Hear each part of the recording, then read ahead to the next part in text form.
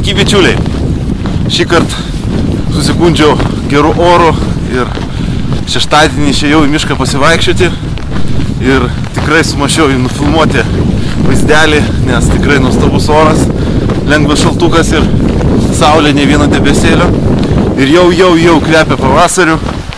Einu į savo įprastą pasivaikščiojimų vietą, stovyklavimo vietą, čia pat visai netoli Vilniaus. Ir tiesiog labai gražus oras, labai gera nuotaika. Ir ką noriu pasakyti, kad pavasaris jau ateina, nors kalendorinis jisai jau buvo prieš porą savaičių, bet kaip matome viskas užšalę ir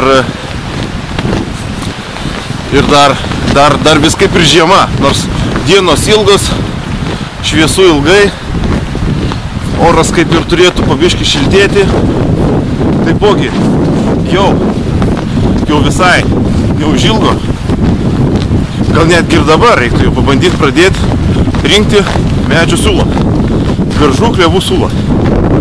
Beržai turėtų šiek tiek vėliau, turėtų jau tuoj prasidėti.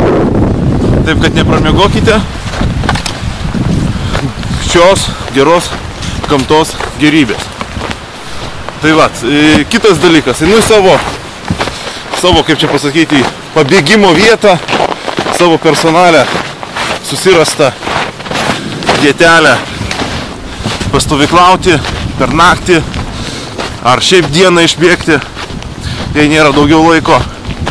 Ir jinai yra visai netoliese, keli kilometrai nuo Vilniaus, galim sakyti pačiam Vilniuje. O žmonių tik pakraščiuose, šio miško pakraščiuose galima sutikti žmonių su šunimis, nes aplinkui yra gyvenamieji namai, o įėjus biškį giliau į tankmę tikrai galima pabūti vienam, sutikti stirnų, kiškių, lapių, šernų. Tiesiog vidury miesto, galim sakyti, vidury miesto. Iš visų pusių šio miško eina kaip ir Vilnius iš vienos pusės, iš kitos pusės priemiesčiai Vilniaus. Ir labai smagu tokias auksinės vietelės susirasti šalia didmiesčių. Taip kad iš tikrųjų norėčiau, kad ir jūs pasidalintumėt savo, galit nesakyti žinoma, nieks nenori išduoti savo gerų vietų, kad kas nors jų neužterštų, nepradėtų važinėti chebrytė su BMW automobiliais ir bambulius gert.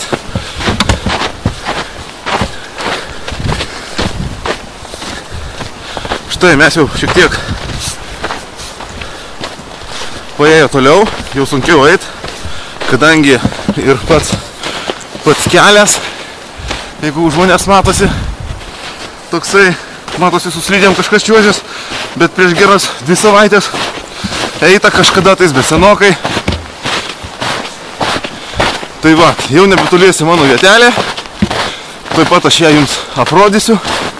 Šiaip iš tikrųjų turiu 2 vietelės. Viena tokia artimesnė, o kita yra dar gudesnė. Žiemą naudojas artimesnė, vasarą reikia toliau, kadangi ir žmonės vasarą mėgėjai daugiau vaikščioti, braidžioti po miškus, giliau eit, tai pasislėpti reikia irgi eiti toliau.